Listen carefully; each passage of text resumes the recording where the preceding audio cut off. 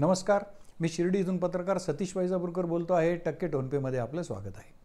राज्याचे जलसंपदा मंत्री राधाकृष्ण विखे पाटील यांचा त्यांच्या मतदारसंघाच्या वतीने किंवा राहता तालुक्याच्या वतीने राहता शहरामध्ये नुकताच नागरी सत्कार संपन्न झाला.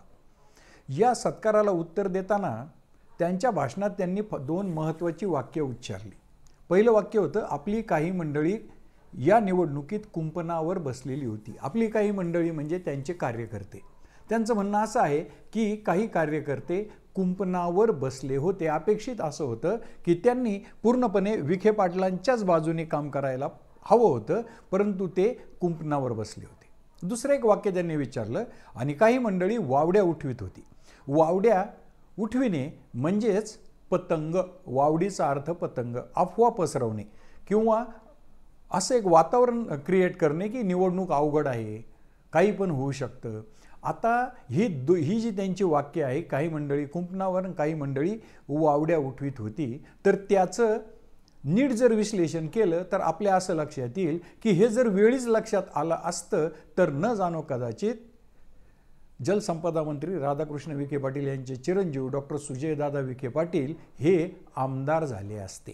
आता कुंपणावर बसणे हा तसा राजकारणातला परवलीचा आणि गाजलेला शब्द आहे, जे महाराष्ट्राचे आपण जे म्हणतो सह्याद्री हिमालयाच्या मदतीला धावला त्या स्वर्गीय यशवंतराव चव्हाण साहेबांचं हे प्रसिद्ध वाक्य आहे. ज्यावेळेस काँग्रेस पक्ष फुटला आणि इंडिकेट विरुद्ध सिंडिकेट अशी परिस्थिती निर्माण झाली, त्यावेळेस मग मोरारजीभाई देसाईंकडे जायचं की इंदिरा गांधींकडे जायचं असा प्रश्न निर्माण झाला होता. त्यावेळेस चव्हाण साहेबांनी कुठलीही भूमिका घेतली नाही. नंतर इंडिकेटमध्ये म्हणजे थेट त्यांनी ना बाईंना पाठिंबा दिला ना मोरारजींना दिला, आणि शेवटी बाईंची सरशी झाली आणि मग ते इंदिराबाईंकडे गेले. पण इंदिराजींना ही जी कुंपणावरची भूमिका होती चव्हाण साहेबांची ती आवडली नाही, आणि तेव्हापासून त्यांच्यात आणि इंदिराजींमध्ये दुरावा व्हायला सुरुवात झाली. ते महत्त्वाचं नाही, परंतु त्याचा संदर्भ देत चव्हाण साहेब असं म्हणाले होते की मी या काळामध्ये, या अटीतटीच्या काळामध्ये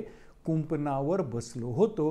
तेव्हापासून राजकारणात कुंपणावर बसणे हा परवलीची उक्ती झाली आहे किंवा ही उक्ती गाजलेली आहे. तिचा वापर विखे पाटलांनी त्यांच्या भाषणात केला. आता कुंपणावर बसण्याचा फायदा असा असतो की जिकडे सरशी तिकडे उडी मारता येते, म्हणून कुंपणावर बसणं ज्यांना संधी साधायची आहे त्यांच्या दृष्टीने सोयीचं होतं. आता ही जे काही कार्यकर्ते होते ते कुंपणावर का बसले असावेत? कार्यकर्ते होते, पदाधिकारी होते, ज्यांना आगामी नगरपालिका आणि जिल्हा परिषदेच्या निवडणुकांमध्ये काहीतरी करून दाखवायचं होतं, करायचं होतं, पुढे जाण्याची इच्छा होती. त्यांच्या दृष्टीने मग कुंपणावर बसणं काय सोयीस्कर होतं, तर महाविकास आघाडीला लोकसभा निवडणुकीमध्ये मोठं यश मिळालं होतं आणि थोरात साहेबांना भावी मुख्यमंत्री म्हणून प्रोजेक्ट केलं जात होतं. म्हणजे ते राज्याचे जणू काँग्रेस पक्षाचे भावी मुख्यमंत्री आहेत असं म्हटलं जायचं. वातावरण तर महाविकास आघाडीच्या बाजूनं होतं. त्यामुळे न जाणो कदाचित थोरात साहेबांची सरशी झाली तर आपलं कुंपणावर असलेलं बरं, म्हणजे ऐनवेळी थोरात साहेबांच्या बाजूने सुद्धा आपल्याला उडी मारता येईल, म्हणून काही पदाधिकारी आणि काही कार्यकर्ते कुंपणावर बसले होते. हे वास्तव आहे. ते असं प्रत्येक निवडणुकीत चालत असतं, परंतु या भाषणात त्यांनी त्याचा उहापोह केला किंवा चर्चा केली. पण आता बघा, ही अटीतटी महाविकास आघाडीने निर्माण केलेली अटीतटी लोकसभा निवडणुकीच्या निकालामुळे निर्माण झाली होती. त्यामुळे तसं नाही म्हटलं तरी निवडणुकीमध्ये काय होईल हे कुणीही सांगू शकत नव्हतं. नंतर कुणी काही म्हणत असलं तरी फक्त मुख्यमंत्री देवेंद्रजी फडणवीस जे की त्यावेळेस उपमुख्यमंत्री होते आणि भारतीय जनता पक्षाचं नेतृत्व त्यांच्याकडे होतं, त्यांच्याच नेतृत्वाखाली महायुतीने म्हणजे भाजप महायुतीने हा मोठा विजय मिळवला. त्यांनी त्याचं फार सुटसुटीत विश्लेषण केलं होतं. ते म्हटले होते की फक्त 1% मताचा फरक आहे महायुती आणि महाविकास आघाडीमध्ये. आपण नुसता मतांचा टक्का जरी वाढवला तरी आपल्याला मोठा विजय मिळेल. आपकी बार 400 पार या घोषणेमुळे भाजपचे समर्थक असलेले पांढरपेशे मध्यमवर्गीय सुशिक्षित मतदार सुट्टीसाठी निघून गेले. 400 जागा येणारच होत्या, त्यामुळे आपण मतदानाला जाण्याची गरज नाही या भावनेतून ते मतदान न करता सुट्टीवर निघून गेले. त्याचा परिणाम मताचा टक्का घसरलेल्या मताच्या टक्क्याचा फटका भारतीय जनता पक्ष आणि मित्र पक्षांना बसला. फडणवीस साहेब असं सांगत होते की तुम्ही मताचा टक्का वाढवा तरी आपण पुढे जाऊ. मग त्याच्या जोडीला लाडकी बहीण आली, शेतकऱ्यांची वीज माफी आली आणि सर्वात महत्त्वाचं बटेंगे तो कटेंगे हा प्रचार सुद्धा खोलवर गेला. त्या प्रचाराचा केंद्रस्थान आपल्या भागामध्ये महंत रामगिरी महाराज होते आणि ज्या रामगिरी महाराजांचा शहा पंचाळाला हरिनाम सप्ताह होता, त्या सप्ताहाला इतर वेळी भली मंडळी त्या व्यासपीठावर हजेरी लावतात, त्यांच्या आशीर्वादाकरता धडपडतात. या विधानामुळे त्या सप्त्यापासून सर्वच पक्षाच्या प्रमुख राजकीय नेत्यांनी या सप्ताहापासून बाजूला थांबण्याचं ठरवलं. याचं कारण महाविकास आघाडीची सरशी होणार तर नाही ना अशा एक तणाव वातावरणामध्ये होता, अपवाद होता. मुख्यमंत्री एकनाथ शिंदे यांचा ते खुलेपणाने त्या व्यासपीठावर आले आणि त्यांनी रामगिरी महाराजांच्या मागे सरकार उभं आहे असं ठणकावून सांगितलं.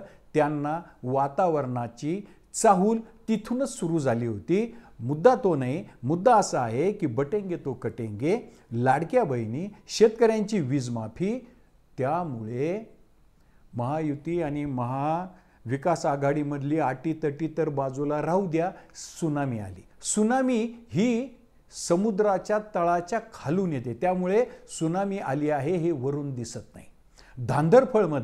धांदरफळमध्ये प्रचार करेपर्यंत डॉक्टर सुजय विखे पाटील हे अत्यंत आक्रमकतेने भावी मुख्यमंत्री म्हणून त्यावेळेस ज्यांना प्रोजेक्ट केलं गेलं त्या थोरात साहेबांच्या विरोधात तुटून पडत होते. परंतु त्यानंतर झालेल्या प्रकारांमुळे ते 2 पावलं मागं गेले. जर तो प्रकार झाला नसता तर न जाणो कदाचित डॉक्टर सुजय विखे पाटील हे संगमनेरमधून विधानसभेसाठी उभे राहिले असते आणि जर ते उभे राहिले असते तर या सुनामीत ते 101% विजयी झाले असते. पण सुनामीचं वैशिष्ट्य असं आहे की सुनामी ही कळत नाही, वर समुद्र शांत असतो, लाटा खालून उसळत असतात आणि ज्यावेळेस सुनामी किनाऱ्यावर येऊन धडकते तेव्हा विध्वंस करून टाकते.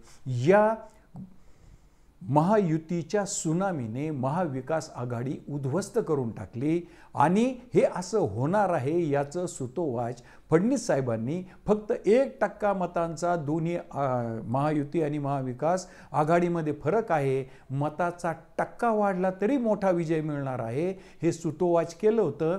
परंतु त्याकडे कुणी लक्ष दिलं नाही, राजकीय निरीक्षकांनी प्रामुख्याने लक्ष दिलं नाही आणि सुनामी येते आहे याची चाहूल कार्यकर्त्यांनाही लागली नाही. म्हणून महत्त्वाकांक्षी कार्यकर्ते कुंपणावर बसले होते आणि सुनामीची चाहूल न लागल्यामुळे डॉक्टर सुजय विखे पाटलांनी संगमनेरातून माघार घेतली आणि जर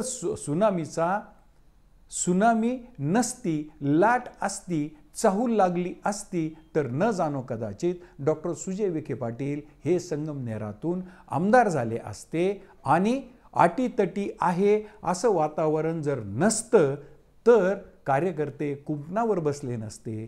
जर जलसंपदा मंत्री राधाकृष्ण विखे पाटलांची हे जे 2 वाक्य आहे, आपली काही मंडळी कुंपणावर बसली होती आणि काही वावड्या उठवीत होती, त्यात तिसरं एक वाक्य होतं, जर सुनामीची चाहूल लागली असती तर कदाचित डॉक्टर सुजय विखे पाटील हे आमदार झाले असते.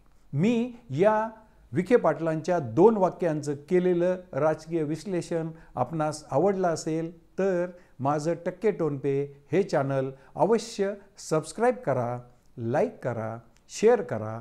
जय हिंद, जय महाराष्ट्र.